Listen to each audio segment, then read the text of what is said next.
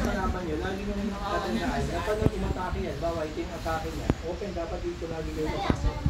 Dapat dito lagi. Kasi dito, pwede nyo naman pasukin pag magaling na kayo.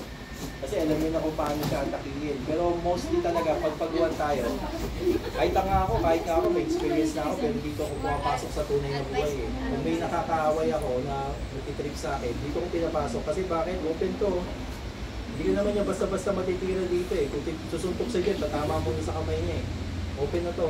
So marami na akong pwedeng gawin dito. As long na open yung kamay ko, open yung pa ako. Okay, then yung pag-swipe niya sa kalaban, dapat tinatamaan mo muna siya. Hindi pwede hindi mo tinamaan, sinalag mo nandito, secret mo, hindi mo magagawa yun. Dapat nandun kagad yung defense counter. Doon na yung counter. O, pwede mo lang sa bunutan eh. Tapos tuhulin mo. Pag tuhul nito, pasok dito sa mga defense. Eh, di ba? Doon na yun. Marami ka na pwede gawin.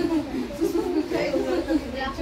Ma'am Arts na yun na to kasi lagi yung ginaganyan sila. Kaya sanay na sila. Pero pag pag-buwan ka, pag di ka sanay, hindi mo alam kung paano bumagsak. Si Master Art kasi sanay na siya kasi black belt na yan sila. Kumbaga sanay na sila mag-sunod. Kasi pag hindi mo sinunod yung katawan mo, mababalian ka talaga. Mulad nung pag ganito, pag ginawakan kayo ng ganyan, di ba? So pag hindi susunod ni Ma'am yan, ito ginagamit ko 10% pa lang. Okay? So, subukan ko sa inyo isa-isa. Diba? Para maramdaman nyo na tunay siya dito. Ito, pag isumakas ito, ito ka na.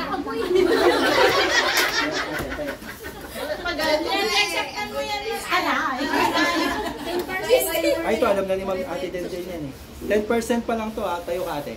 10% pa lang to, wala akong ginagawa oh, yan oh. Pag ginawakan mo to, pinisin mo yan. Ow!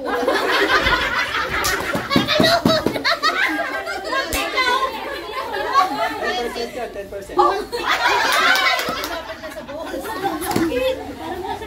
ginawakan mo yung tao, bawal na hawakan mo na ito, sumagsak siya, kaya umawak sa'yo. Tupin mo lang, tupin. 10% na, wala akong ginagawa sa kasi, mas pag ginawa ko yun, ibalik.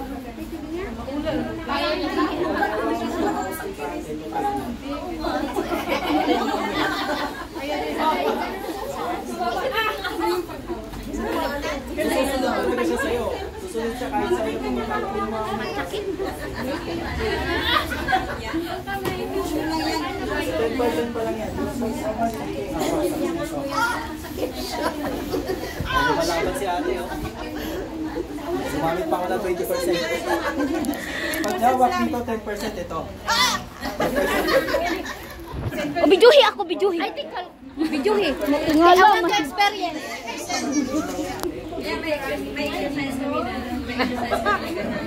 Pwede mo siyang dalhin kahit saan mo siya dalhin. Mika, tayo! Napalayo!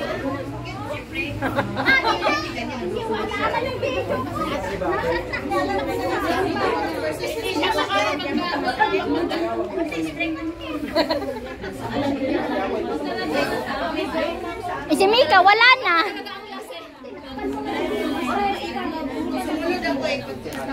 Pag ginawa kayo dito ate, ano? 10%.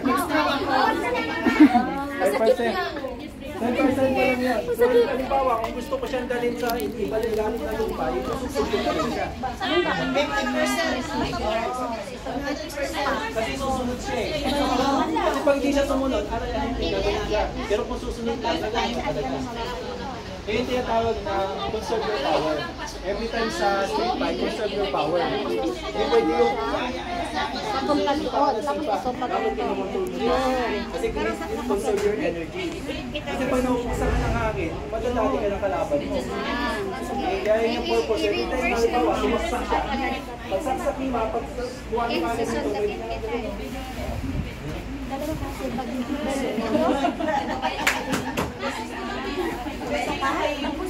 Susunod kasi talaga siya. Kasi pag siya sumunod, masakit. Yun yung purpose niya. Halimbawa, nasa tagasin ka nun, taga. Yan, yung gagawin niyo yan. Pag taga siya, pasok na lang. Pag taga siya, ibigyan ko lang yan, no? Kuha, pasok.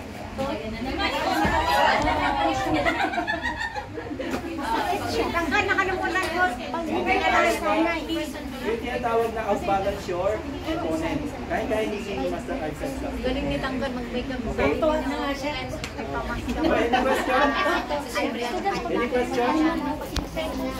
Ay, extension.